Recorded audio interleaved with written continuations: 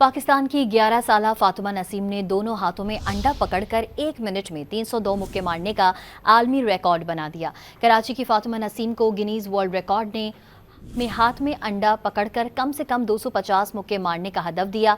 फातिमा ने 1 मिनट में 302 मुक्के कामयाबी के साथ टारगेट पर हिट किए। फातिमा ने गिनीज वर्ल्ड रिकॉर्ड में अपना नाम दर्ज करवा लिया। फातिमा ने अपना छठा आलमी record field marshal Asim Munir और पाक फौज के नाम किया।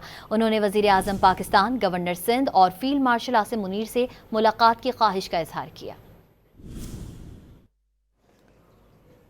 पाकिस्तान की 11 साला फातिमा नसीम ने दोनों हाथों में अंडा पकड़कर 1 मिनट में 302 मुक्के मारने का आलमी रिकॉर्ड बना दिया। कराची की फातिमा नसीम को गिनीज वर्ल्ड रिकॉर्ड ने हाथ में अंडा पकड़कर कम से कम 250 मुक्के मारने का हदफ दिया।